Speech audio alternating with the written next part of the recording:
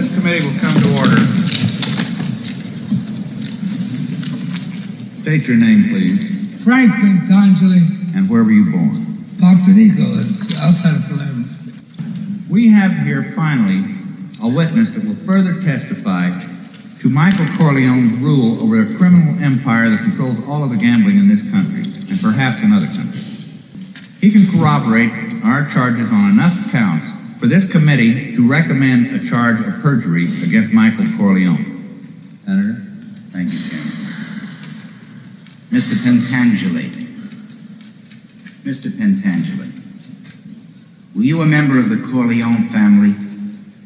Did you serve under Capo regime, Peter Clemenza, under Vito Corleone, also known as the Godfather?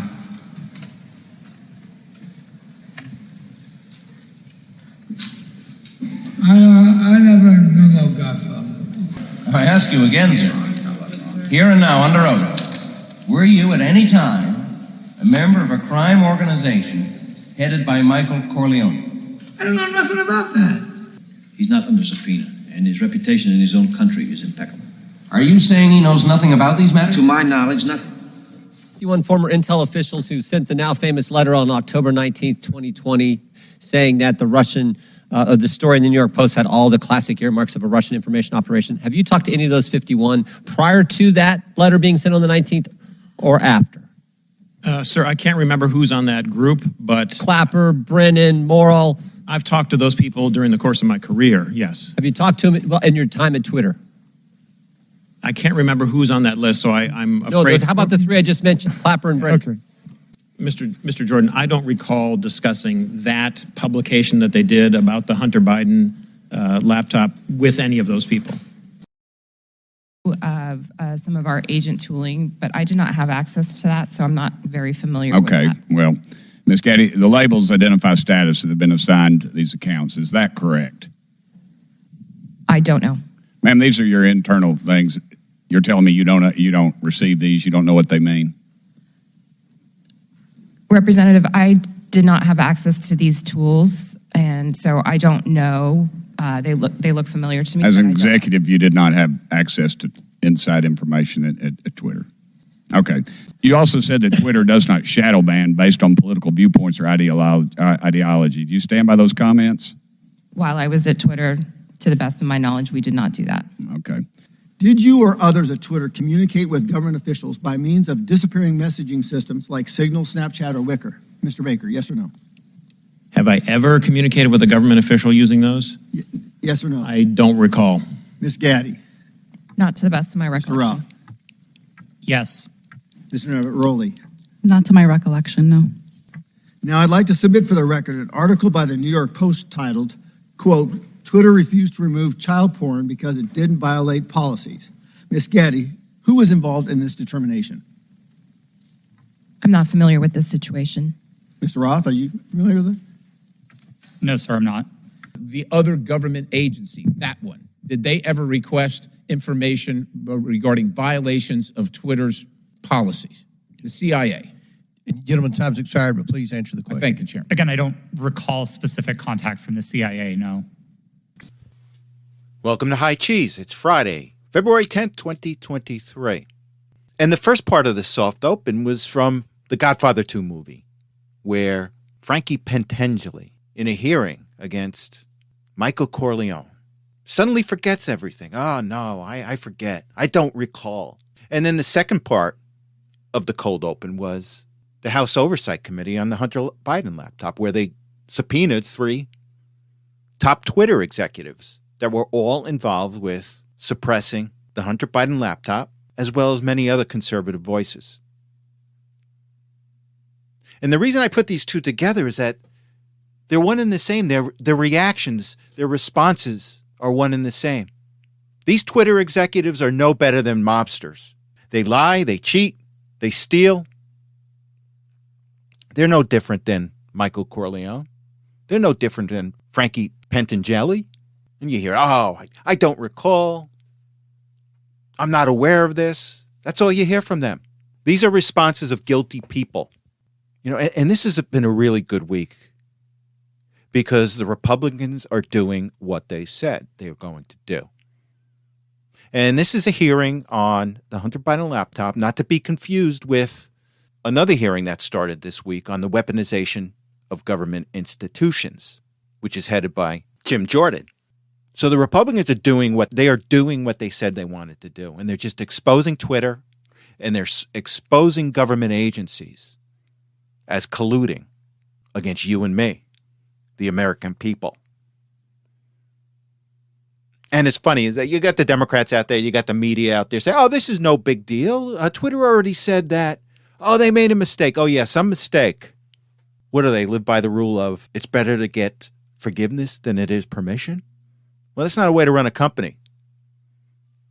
That's not a way to run anything when you got the future of this country at stake.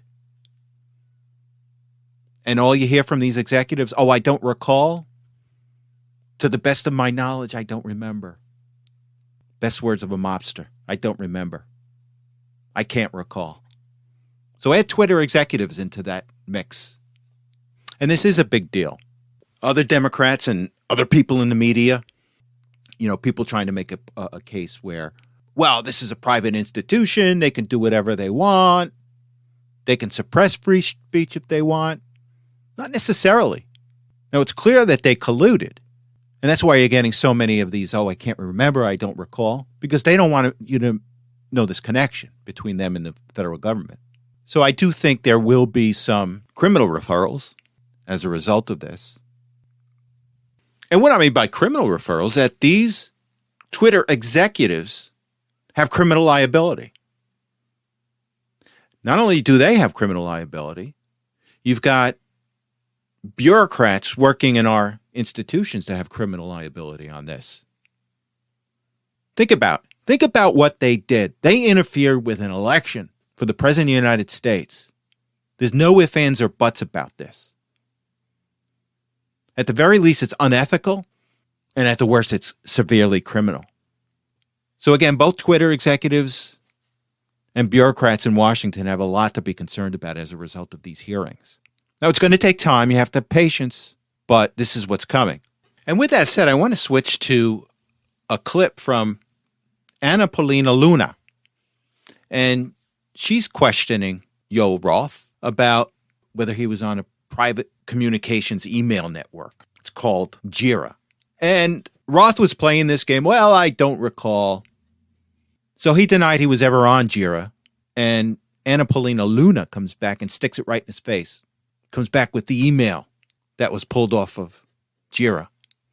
Well, let's play the clip, and then I'll get into a little more detail after the clip about Jira. But Jira is a private, for lack of a word, a private email, and they're difficult to trace. But Anna Paulina Luna got her hands on the emails. So let's go to the clip, and then we'll come back and discuss. Have you communicated with government officials ever on a platform called Jira? Yes or no? Real quick answer. We're on the clock. Not yes to or no? the best of my recollection. Not to your recollection? Great. Did you ever speak to government officials on Jira regarding taking down social media posts? Again, not to the best of my recollection. Can you explain to me why the federal government would ever have interest in communicating through Jira, mind you, a private cloud server, with social media companies without oversight to censor American voices? I want to let you know that this is a violation of the First Amendment, and the federal government is colluding with social media companies to censor Americans. On November 3rd, 2020, that you, Mr. Roth, a Twitter employee, were exchanging communications on Jira, a private cloud server, with CISA, NASS, NASED, and Alex Stamos, who now works at Stanford and is a former security officer at Facebook, to remove a posting. Do you now remember communicating on a private cloud server to remove a posting? Yes or no? I wouldn't agree with the characterization. I don't care if you agree. This is your stuff. Yes or no, did you communicate with a private entity, the government agency, on a private cloud server? Yes or no? The question was if I Yes or no? Yeah, I'm on time. Yes or no? Ma'am, I don't believe I can give you a yes or no. Well, I'm going to tell you right now that you did, and we have proof of it. This, ladies and gentlemen, is joint action between the federal government and a private company to censor and violate the First Amendment. This is also known, and I'm so glad that there's many attorneys on this panel, joint state actors. It's highly illegal. You are all engaged in this action, and I want you to know that you will be all held accountable. Now, not only did Luna catch Roth in a bold-faced lie, where he likely perjured himself, but she also exposes JIRA. This JIRA is a private, like I said, a private email. But look who's communicating on this privately. You had Twitter, Homeland Security, a number of other cyber agencies associated with the federal government. You had universities involved with this. And you had the National Association of Secretary of States. And you also had a National Association of State Election Officials tied into this. Isn't that scary? What I find really, really disturbing in this whole thing, guess who was also involved with this? The DNC. Now, Luna said she's researching this further, but it's likely that the DNC was involved with this whole email ring and JIRA. And as Luna said, the problem with this is that there's no oversight on this. There's no government oversight on this because it was secret. They had held secret meetings, government agencies, businesses, universities, the National Association of State Election Officials. These were all secret meetings. And Luna makes a point that there's no government oversight with secret meetings, secret societies. So we shall see. And I just wanted to go to a clip. One of the things that a lot of people are missing, and it was brought up by Byron Donalds, and I'm going to go to a clip, and he makes a really good point. He said, look, a lot of this suppression of the Hunter Biden laptop really constitutes a donation to the Biden campaign. And that's got to be reported. Now, federal election law requires that you report not only campaign contributions in the form of dollars, but you have to report in-kind contributions. And you can make a really good case that this suppression of the laptop is an in-kind contribution from Twitter or these executives personally to the Biden campaign. So let's go to this clip, and then we'll come back and discuss. Have you guys been able to quantify the amount of in-kind contributions associated with taking down the New York Post story? Because the New York Post story was down for 2 weeks, give or take. Do you have any understanding of how much that story was limited by Twitter and also by other social media companies? What the impact of an in-kind contribution that would be to the Joe Biden presidential election in 2020? I don't know the answer to that question, sir. Do you think it's big? I don't know the answer. Do you think it's more than a maximum contribution to a campaign? I wouldn't want to speculate. Would you call it 25,000? I don't know the answer to that question. 100,000? Sir, I don't know the answer to the question. $1 million? I don't know the answer to the question. Do you think Twitter will be in violation of federal election laws with the size of an in-kind contribution to take down a story, which is true, by the way, because you guys thought you knew something with limited information? I'm not going to speculate on that sitting here today, sir. I'll yield back. And thank you, Byron. That was very insightful. Now, one of the themes of my podcast since I started about a year ago has been this underlying theme that the people that are manning our institutions are not top quality. They're not top quality in intellect, character, wisdom, and people wonder why we have lost faith in our institutions. And with that said, I want to go to a clip by Marjorie Taylor Greene. This is during the hearings. And she was banned by Twitter. And she's now getting her pound of flesh. And one of the things she points out is that, well, wait a second. You banned me, you banned Donald Trump, you banned the New York Post, but you allow child pornography to run rampant through Twitter. So with that said, let's go to the clip and then we'll come back and discuss. And you know what? Let's talk about something a little bit further. It's amazing to me, Mr. Roth, as the head and trust of safety at Twitter, your ability, or should I say inability, to remove child porn.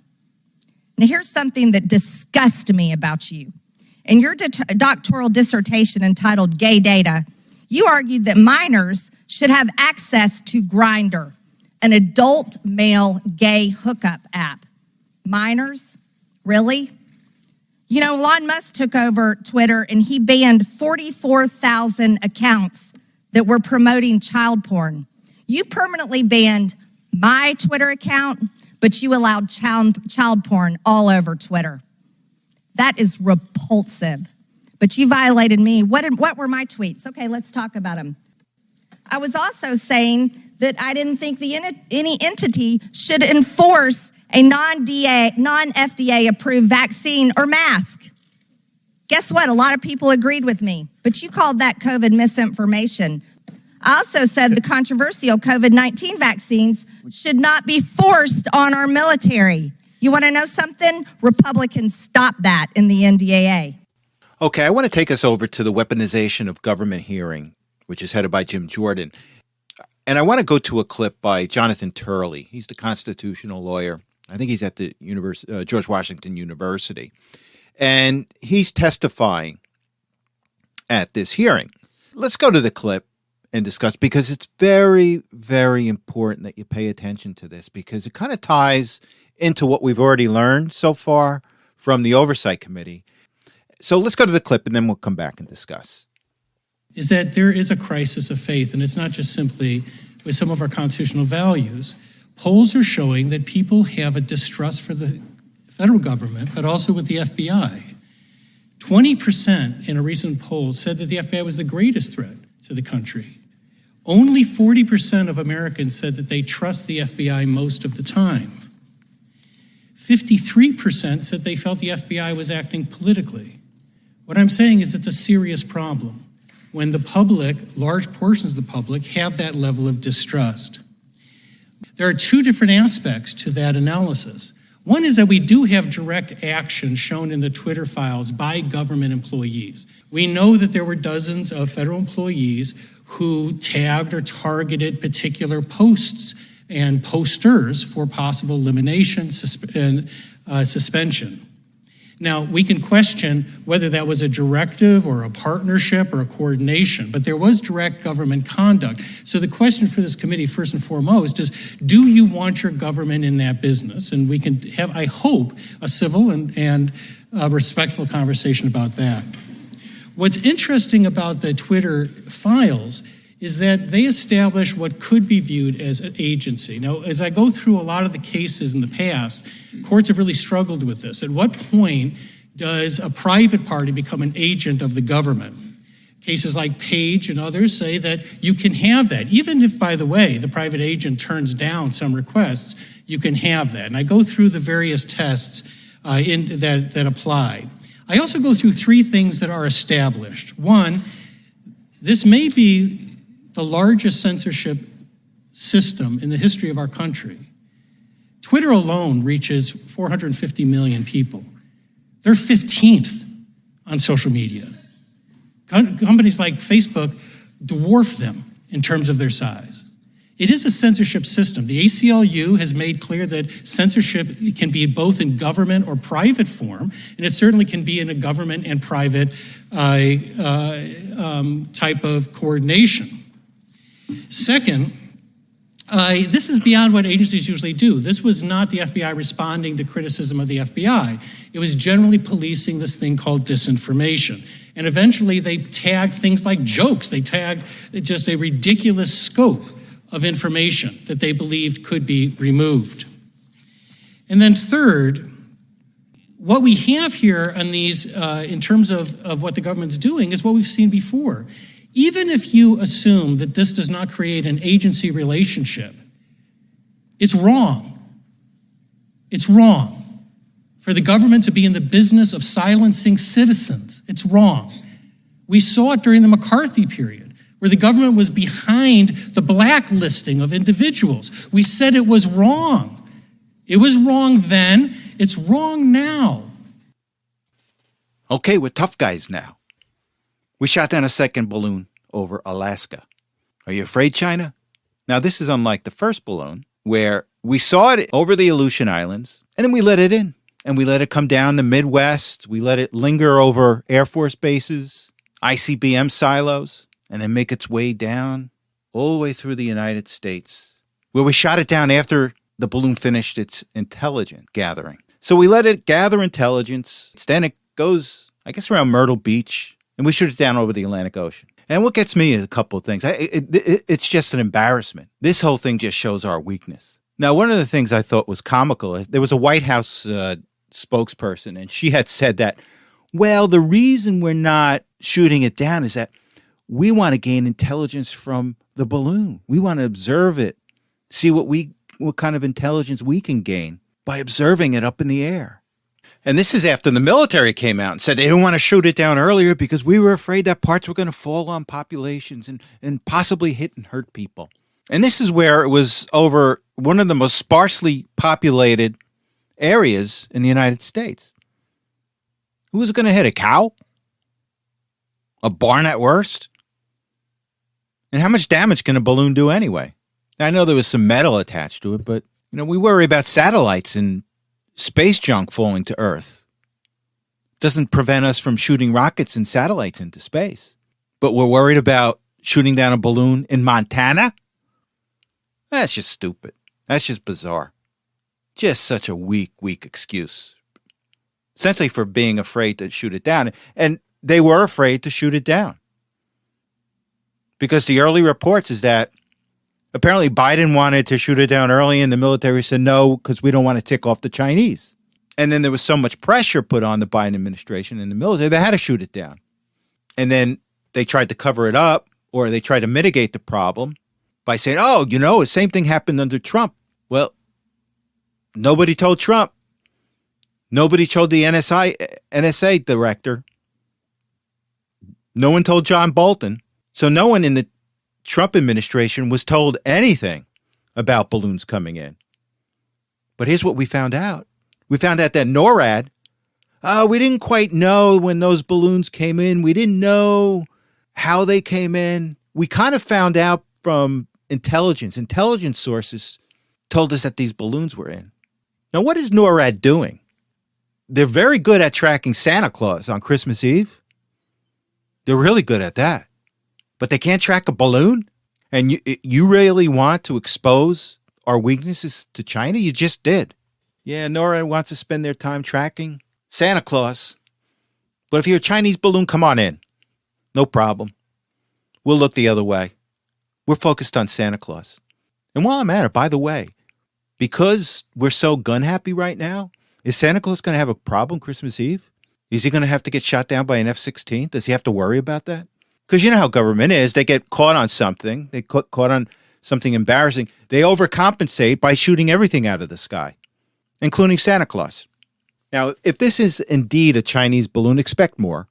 This is just the Chinese government, the Chinese military, just trying to embarrass us more and more. I'm sure they're going to send more and more balloons over here just to embarrass us more. So we shall see. And on the heels of this balloon fiasco, we've got Kim Jong-un preparing his military for war. And let me just read an article, and this is from the Gateway Pundit. Headline says, North Korea announces efforts to increase its preparedness for war.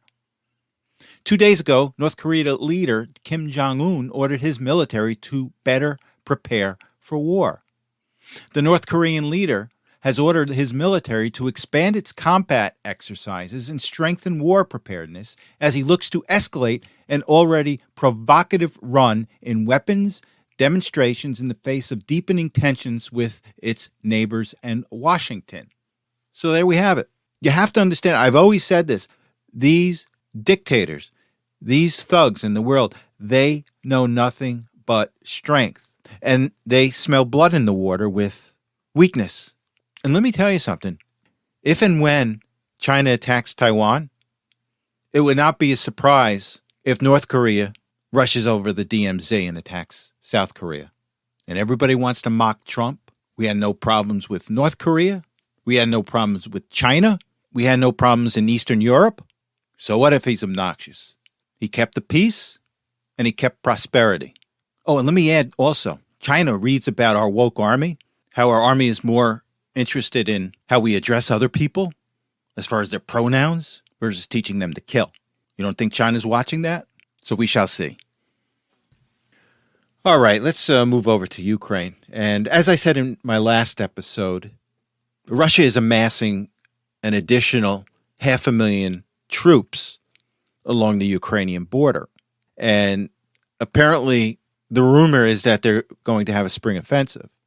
So they've amassed 500,000 additional troops on the Ukrainian border. They're bringing in massive amounts of equipment, artillery for this spring offensive. And you had Zelensky going around Europe and in the United States asking for F-16s. They want more. They want more. And they were denied the F-16s. So expect this spring offensive to come soon. One thing that popped up also is that there was an article by Seymour Hersh. And Seymour Hersh is an old reporter. He worked for the AP, worked for New York Times. And I think he's a Pulitzer Prize winner for what it's worth. But he wrote an article this week and came out and said that the U.S. Navy laid bombs that wrecked Nord Stream 1 and Nord Stream 2. So the Navy conducted this under the cover of a NATO maritime exercise. And the article goes on and said that, look, the U.S. was aware that if they got caught, this was an act of war against Russia, but they did it. They went ahead and did it anyway. And this is what I find interesting about this article. It's not that the fact that the article was written, because I think many people think it was a U.S. operation, or at least a NATO operation, which included U.S. Navy. So I think a lot of people already knew that. But these type of articles do not come out unless they're approved by the Department of Defense or unless they're fed by the Department of Defense. So I wanted to know why this article came out. And was it to poke the bear? Was it to escalate things further? I don't know at this point. But here's what I do know. I know that the Europeans, NATO, the globalists are not winning here. Russia is on the verge of winning this thing. And Russia has always been on the verge of winning this thing. It was just a matter of how long it was going to take them. The West's sanctions have not worked effectively. Russia has annexed 20% of Ukraine. Ukraine has lost 100,000 of 200,000 soldiers initially. And what I fear is that the globalists, NATO, Europe, they can't accept the fact that they're going to lose this war to Russia. And they've got to create chaos. So are they trying to poke the bear with this article by Seymour Hersh? I don't know. I think we'll find out at some point. Because again, these people in the West, they can't, and what I mean by the West, I mean by the globalists, of which the Biden administration is part of. But my point is that they won't be able to accept defeat. They won't be able to, and again, I'm not saying that Russia will take the entire Ukraine. They could. I'm not sure that's what's going to be the end result. But they can't accept Russia winning this. So in turn, they'll create chaos. And that chaos is World War III. So they will escalate. And maybe this article by Seymour Hersh is part of this escalation. So we shall see. So Matt Gaetz introduced a resolution today in the House of Representatives requesting that the United States end its military and financial aid to Ukraine and urges all combatants to reach a peace agreement as soon as possible. And let me just point out a couple of things that are in this resolution. Now, just a reminder, we've given Ukraine over $100 billion in aid. And isn't it funny is that this war is costing us more than it is Russia. I think it's only costing Russia $7 billion a month, and it's costing us much more than that. So this is what Gaetz is requesting. But let me get back to the resolution. The interesting thing that the resolution points out, let me read this to you. It says here, whereas as of August 30th, 2022, Pentagon officials reported that United States munitions donated to Ukraine have severely depleted United States stockpiles, weakening United States readiness in the event of conflict. Whereas, according to a January 9th, 2023 report by the Center for Strategic and International Studies, at the recent rate of production, it will take 12 and a half years to replenish United States stock of javelins sent to Ukraine. Whereas it was reported on November 11, 2022, that the United States has struck a deal with South Korea to purchase thousands of rounds of 155 millimeter ammunition, trying to offset the diminished domestic stockpiles after the United States had supplied Ukraine with nearly 1 billion rounds of munitions. Whereas providing assistance to Ukraine, the United States is inadvertently contributing to civilian casualties.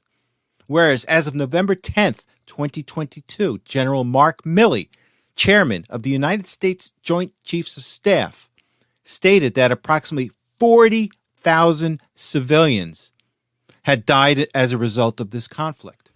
40,000 civilians and 100,000 soldiers, Ukrainian soldiers, dead. And finally, it says here, whereas a result of the conflict, the United Nations has recorded 7.8 million Ukrainian refugees across Europe. And you don't think China's looking at this? You don't think Kim Jong-un is aware of this? So I urge the Biden administration, go to Congress. What are your plans in Ukraine? Is it true you're going to stay with them until the end? And what does that mean for the United States militarily? And now we're finding out we're funding a corrupt administration where Zelensky's had to fire some of his top defense secretaries for corruption, for kickbacks. That's our policy. And then there was a report that initially, they were going to bring Ukraine into the EU. They were going to bring Ukraine into NATO. Now everything's being slow walked. Oh, no, we got to hold back on that because from the EU perspective, they got a long way to go regarding corruption before we consider them in the European Union. And then I read a report that there's some elected official, Ukrainian elected official, where they're hanging out on the beaches. And I think in Thailand, all these other different places throughout the world. They're not even in the Ukraine. They're hanging out on the beaches. They're hanging out on these extended vacations. So we're giving them all these money. What are they doing? They're taking in it and go to the beach. Is that what we want? So we shall see. Okay, I guess I got to spend a couple of moments on the State of the Union that took place this week. And look, it was really hard to listen because this guy is just your typical old school politician that'll just lie through his teeth. He's shameless. And let me just play this clip early on from the speech. And you talk about a shameless politician. Let me play the clip and then we'll come back and discuss. To restore the soul of this nation, to rebuild the backbone of America, America's middle class, and to unite the country. We've been sent here to finish the job, in my view. For decades, the middle class has been hollowed out in not one administration, but for a long time. Too many good-paying manufacturing jobs move overseas. Factories closed down. Once thriving cities and towns that many of you represent became shadows of what they used to be. Oh, this is rich. Here's a guy that has been in Washington since 1970. And this was the same time period that the middle class was decimated. Jobs going overseas, jobs going to China. And this guy presided over all the laws that were passed that screwed the middle class in this country. And he's got a nerve to say, we've got to take care of the middle class. We've got to bring the middle class back. Well, it was you that tried to destroy them. So I just find that so rich. And then he's got the nerve that the one country that really has hurt the middle class, China, him and his son are trying to do business with them. So the nerve of him. But what do you expect? He's just a shameless politician. And then he went on later to talk about the negotiation for the debt ceiling. And this is after Donald Trump comes out, Speaker McCarthy comes out and says that Social Security and Medicare are off the table as far as the debt limit negotiations. And what does he do? He tells everybody that, yes, the Republicans, they want to take away Social Security. They want to take away Medicare. And then when he gets called out by the Republicans, you know what his answer was? Well, some of you did. So he just exposes himself. He doesn't realize he just exposed himself right there as a liar. The misleader in chief. That's what he is. But look, it was a waste of time. And then he talks about at the very end, what is he doing? He's talking about ticket fees, concert fees, airline fees. I don't want to hear that from my president. That's so petty. That's so small. Let's talk about the big things. Okay, let me touch on one last subject before we go for the day. A second New Jersey councilman was murdered this week. And let me just go to the article real quick. And this is from the New York Post. And it says here, New Jersey councilman Russell Heller shot dead just a week after slaying of Eunice Dwumfor. So last week, a councilwoman from Sayreville, New Jersey, was murdered. And I think it was yesterday or 2 days ago, Russell Heller, a councilman from Milford, New Jersey, was murdered. Now, these are two Republicans. Now, imagine if they were two Democrats that were murdered. It'd be all over the papers. Being number one on CNN, number one on MSNBC. This is a conspiracy. People are killing Democrats. See what those Republicans are doing. But these were two Republicans, so the story gets buried. Now, I live in New Jersey. I worked in New Jersey for a long time. And as you know, I've worked in some of the most corrupt places in the country. And I know that things can get violent in politics in New Jersey. But we don't know if any of this was politically related. But you never know. It's New Jersey. Now, while we're on the topic of New Jersey, I just wanted to point out that the entire leadership of a New Jersey town switched from Democrat to Republican. It says the entire leadership of the town of East Hanover, New Jersey, just flipped from Democrat to Republican. It's probably safe to assume the reasons for the change were the economy and crime, but you have to wonder if other factors were in play. Will anybody be surprised if this starts happening in other states? It says town leaders in East Hanover, New Jersey, including longtime Mayor Joseph Panullo, have switched party affiliations from Democrat to Republican, according to the Daily Record. The entire Township Council joined Panullo in making the switch. Municipal leaders have a responsibility to best represent their constituents, and it is our belief this change in party is the best interest of the community, Panullo said, who has served for mayor since 2007. As the nastiness, rhetoric, and social media vitriol of national politics continue to infiltrate local governance, we collectively determined this was the best course of action to keep the focus on local issues impacting our community. And I can see that because I can see that these left-wing agenda seekers have been trying to infiltrate local municipalities here in New Jersey. And I guess this is a real pushback. This is, these people come in and they try to twist the arms of these local mayors, local administrators. And I'm sure that the East Hanover Council and mayor just had enough of it. And they probably said, we're not even listening to you. As a matter of fact, we are switching parties. So that's what I think has happened. And that's good news. So with that said, thank you so much for listening. You have a good week, and I will talk to you next Saturday.